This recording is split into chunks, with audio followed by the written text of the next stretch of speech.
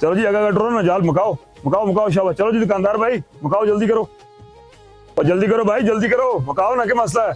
इतनी लंबी लाइन लो आप काम ही नहीं करते, जल्दी करो।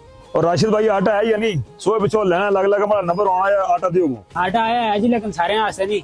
ये तो बाकी सामान खरीदे, आटा भी तो खड़ा के मतलब जी सारे यहाँ से नहीं, एक ही तुझसे इंसाफ है। आटा सिर्फ ना लोगों वास्ते है जेडे असा कोई महीने पूरे सौदा करते हैं, ठीक हो गया। बाकी और कोई चीजें सही नाल है, और कोई चीज नाल करनी है दसो आटा भी मिल जूसी, एवं आटा नहीं मिलता यार ये तो सौदा भी कहना नाल तुसी शर्तां भी पूरी करा है। बड़े बच्चे भूखा नाल मरदन एक तोड़ी आटा ही दे छोड़ो, पेवा और तंदवा दे से बाजी और नाल कोई चीज करनी है फिर आटा मिलसी, एवं आटा शाटा कोई नहीं है। मड़े कुल पैसे थोड़े गवर्नमेंट आके आटा सस्ता मिलसी। और जी सरकार कोई भी आखा दुकान मड़ी है ना, मैं अपनी मर्जी नाल दे सन। यार चंगी ब्लैक मेलेंगे इन्हां दी दुकानदारां दी वो मोहतरम में सरकारी आटा ना ये तुसी जाती मलकियत नहीं। ज्यादा बोलने की जरूरत नहीं, जिस चाहिए ना तरीकाकार नाल के ना सरकारे असि नाल तो 20,000 सौदा और के ना नाल तुसी तो असो 1050 रुपए आटे कुछ देसो। ये जुल्म है, इस जुल्म के खिलाफ असि आवाज चासा। अच्छा ठीक है असि तुसा नाल है। ओ साफी भाई जरा मेरी गल सुनियो।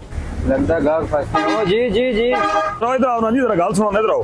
अस्सलाम वालेकुम जी भाई मैं सुने से बुलाया मुझे दसो जो सरकार दा आटा आंदा ये खाली दुकानदारां वास्ते ही आवाम वास्ते भी है? ना जी ये दुकानदार है केड़ा मकसद होना, ये तो आवाम दा आटा है, आवाम की जुलना चाहिए। के आखदे तुसा के होया के मसला है? और जी मैं सुबह लेना लगे ये दुकानदार है इसको मैं सुबह पीछे आटा पीछे खलता है पते मौके आता तू नाल और सौदा कैसी ता तो मैं आटा देसा। एक तरीकाकार एक इंसाफ है। मैं पूछदा ना ना केड़ा डीलर मास्टर आ गया। ओ भाई साहब मो इतला मिली ये जेड़ा सरकार दा आटा है ये आवाम तक नहीं पहुंच रहा, ये तुस उन्हां लोकां प्रमोट कर रहे हो जेड़े तुसां कोल और सौदा किंदे उन्हां आटा तुस दे रहे हो, आम बंदे आटा नहीं दे रहे हो। के मसला है, के वजूहात है? ना ना साफी साहब ऐसी तो कोई गल नहीं, हर बंदे असि आटा देने बस तुसा से क्या शमगा। और ना जी साफी भाई झूठ बोलता जी, सोए पीछे स्मोक ले रहा था ये मुर्मू आता तू और सौदा कैसी ता तो मैं आटा देसा। ये झूठा आदमी है, झूठ बोलता लगे था। और मैं पता जी रिकॉर्डा सारे हमारे को मौजूद है, केड़ा बंदा के करदा है तो किस है कि खास लोग आटा दे, आम आवाम आटा नहीं देना, ये केड़े बंदे आख्या तो? इधर माड़ी गल सुनो नहीं, तुसा आटा टाइम दा मिलदा ना, तुसा क्या जरूरत है लोकें ठेकेदारें करने? चलो अपना काम करो, तुसा क्या चाहिए तुसा मिलसी ना, किया ना मिलसी। अच्छा गल इस तरह ये बहुत आटा मिलदा ते लोकां सामने थोड़ा मामला करना पड़ता है, तुम बाद ही अपना मामला आप करके नहीं चल जेड़ा कुछ तू करना होया ठीक है ते मैं गया ही ठीक है, फिर मैं जुलदा ही आज तो बाद में शिकायत ना मौका ना मिले अल्लाह वाले जी। मैं इस नाल गल कर छोड़ी हुण आटा तुसा मिलसी, हर बंदे मिलसी ठीक है। अगर असि आज खामोश होसा ना ये जुल्म बढ़सी ता असि अपना हक मंगया ता हक वास्ते असो आवाज चाहनी चाहिए ठीक है। आटा खैरात नाल नहीं अस हक है, समझ गए हो?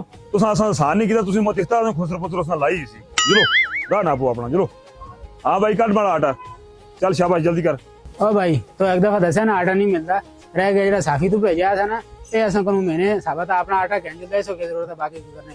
तू साफी है, तू आई जी बुला कहना ना आटा फिर भी नहीं देना, मैं अपनी मर्जी नाल काम कर सकता ठीक है। जेड़े मेरे को महीने सौदा कर देना मैं आटा दे, बाकी किसी आटा शाटा कोई नहीं। चलो अपना रहना आप।